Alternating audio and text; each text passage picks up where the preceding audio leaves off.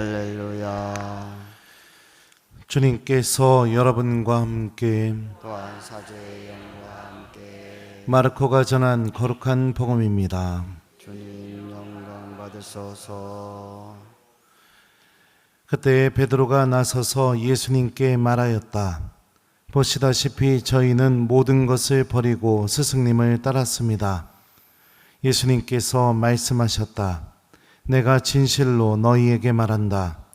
누구든지 나 때문에 또 복음 때문에 집이나 형제나 자매, 어머니나 아버지, 자녀나 토지를 버린 사람은 현세에서도 박해를 받겠지만 집과 형제와 자매와 어머니와 자녀와 토지를 100배나 받을 것이고 내세에서는 영원한 생명을 받을 것이다. 그런데 첫째가 꼴찌되고 꼴찌가 첫째되는 이들이 많을 것이다. 주님의 말씀입니다. 그리스도님 찬미합니다. 오소서 성령님.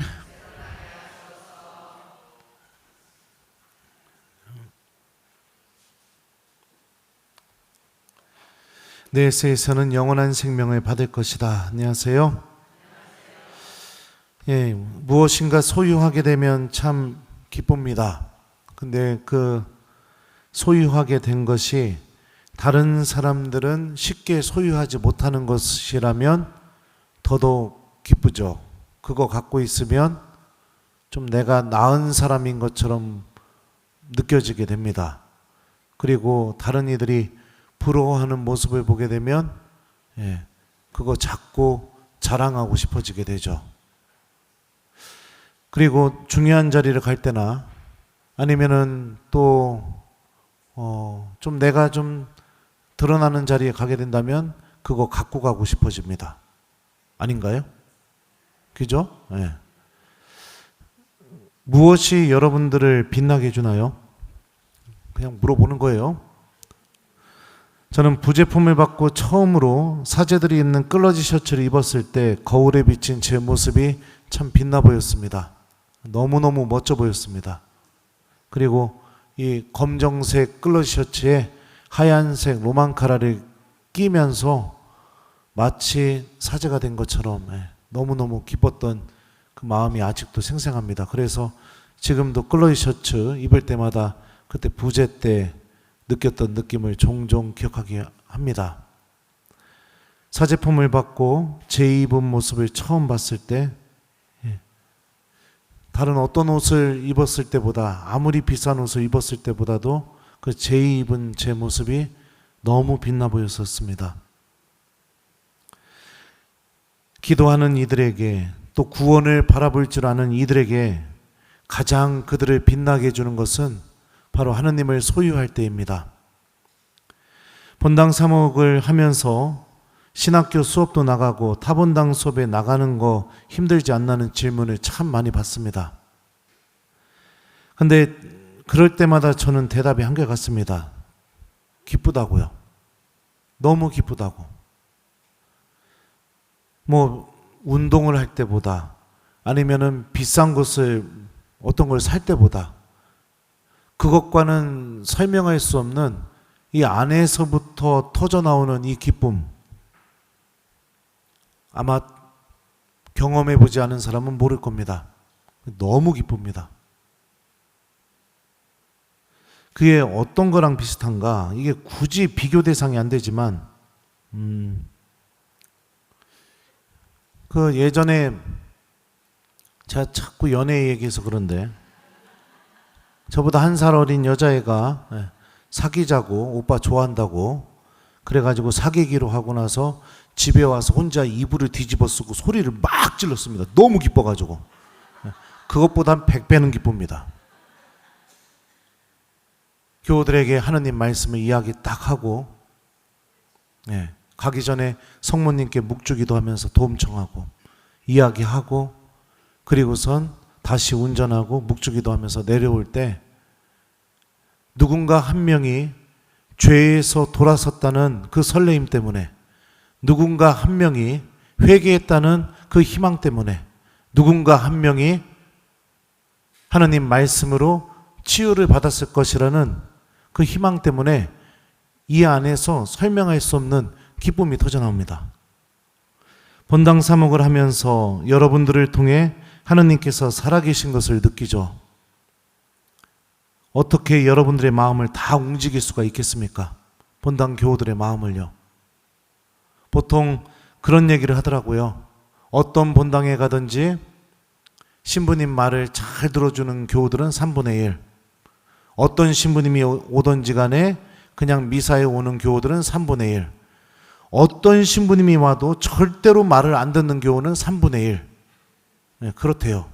그래서 뭐를 하더라도 3분의 1 정도만 참석하면 사제로서 아주 잘한 것이라고 그런 얘기를 들었었습니다. 그런데 우리 평일미사는 반 이상이 참여해주고 있죠. 내 안에 머무르라 운동이요. 그죠? 네. 그런 거 보면 저는 뭐 사회적인 기준으로 따지면 그래도 좀 성공한 사제 같아요. 근데 어떻게 교우들의 마음을 다 움직일 수 있겠어요? 하느님께서 하고 계시는 거죠. 주님께서 못난 저를 통해 교우들의 마음의 문을 두드리고, 그래서 하느님 나라를 바라보며 삶의 방향을 하느님께로 돌리는 내적인 이 안에서부터 주님을 찾는 마음이 생기는 교우들이 늘어나고 있다는 걸 체험합니다. 신학생들과 타 본당 교우들에게 복음을 전할 때 하느님 말씀을 연구하려는 그 열정들을 우리 학사님들 안에서 보게 될 때, 그리고 제가 전한 복음 때문에 고해소로 걸어갔다는 그 이야기를 듣게 될 때, 제가 전한 복음 때문에 냉담 풀게 되었다고 그런 소식을 듣게 될 때, 이게 어떻게 제 힘으로 가능하겠습니까? 하느님께서 저를 통해서 하시는 일이죠. 주님께서 당신 힘을 드러내고 계시는구나, 이거를 체험하니 너무 기쁩니다. 너무너무 기뻐요. 그 중학생 때 이불을 뒤집어 쓰고 드디어 나도 여자친구가 생겼다 소리 질렀던 그 기쁨보다 100배, 1000배는 기쁩니다. 사랑하는 교우 여러분들, 하느님을 소유하게 된 사람으로서 우리를 정말 빛나게 해주는 것이 무엇인지를 생각해 봅시다. 어디에서나 성호경을 긋고 기도할 수 있는 내 믿음, 하던 일을 멈추고 성전으로 향하게 만드는 그런 나의 믿음, 하느님 말씀 때문에 내 자존심까지 버리면서 먼저 다가가고 먼저 사과를 청하고 그럴 줄 아는 내 믿음, 주님 말씀 때문에 내가 갖고 있는 것을 무엇인가 조금이라도 나눠주게 만드는 그런 내 믿음, 그게 우리를 정말로 빛나게 해주고, 그게 예수님을 소유하고 주님께 은총을 받고 영원한 생명을 얻게 해주는 아주 소중한, 이 세상 그 어떤 것과도 비교할 수 없는 아주 소중하고 값진 것이죠. 복음에서 베드로는 예수님께 이렇게 말합니다. 보시다시피 저희는 모든 것을 버리고 스승님을 따랐습니다. 그리고 주님께서는 베드로의 말에 이렇게 대답해 주십니다. 내가 진실로 너희에게 말한다. 누구든지 나 때문에, 또 복음 때문에 집이나 형제나 자매, 어머니나 아버지, 자녀나 토지를 버린 사람은 내세에서도 박해를 받겠지만 집과 형제와 자매와 어머니와 자녀와 토지를 100배나 받을 것이고 내세에서는 영원한 생명을 받을 것이다. 세상을 살면서 배우게 되는 이치가 있습니다. 그건 여러분들도 마찬가지일 겁니다. 값진 것을 차지하기 위해서는 값진 것만큼 무엇인가 내가 내놓아야 한다는 사실이에요. 값진 것을 얻기 위해서는요. 좋은 대학을 가려면 놀고 싶은 시간을 그만큼 내어놓고 공부해야겠죠. 비싼 물건을 사고 싶다면 그 물건에 해당되는 돈을 다른 데 안 쓰고 내가 내어놓아야만 그걸 차지할 수 있죠. 사랑관계도 마찬가지죠. 저 사람을 사랑하고 싶고 저 사람과 친하게 지내고 싶다면 그만큼 많은 시간을 내가 내어 놓아야만 그 사람과 진실한 관계를 맺을 수 있겠죠. 아무것도 내놓지 않으면서 값진 것을 얻는 것은 그거는 가짜입니다. 하나님과의 관계도 마찬가지죠. 하나님을 얻으려면 무엇인가 포기하는 게 존재해야 되는 것이고, 내놓을 줄 아는 용기가 반드시 선행되어 있어야 됩니다. 하고 싶은 거 다 하면서 하나님을 믿는다고요? 갑자기 왜 여기서 불이 타오르죠? 가짜일 가능성이 높습니다. 이 세상에는 그런 방법으로 소중한 것을 얻는 길이 없기 때문입니다. 어떻게 얻겠습니까? 반칙이나 가짜죠. 컨닝이나 보고 뺏겼거나 내게 아닌 거죠. 이 세상 그 어떤 것도 그런 방법으로 소중한 것을 얻을 수가 없으니까요. 사랑하는 교회 여러분들, 예수님과 복음을 우리 선택하는 사람이 됩시다.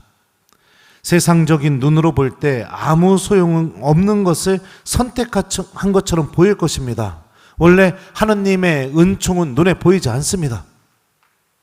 무의미한 것을 선택하고 쓰잘데기 없는 것을 선택한 것처럼 보일 수 있죠. 하지만 이 선택 안에 하느님의 구원이 있고, 우리를 마음 깊은 곳에서부터 어루만져 주시는 하느님의 치유가 우리를 기다리고 있고, 절망 속에서도 하느님 나라를 바라보게 해주는 희망이 이 안에 담겨 있고, 내 영혼이 영원한 생명을 차지할 수 있게 도와줄 수 있는 은총이 이 선택 안에 담겨 있습니다.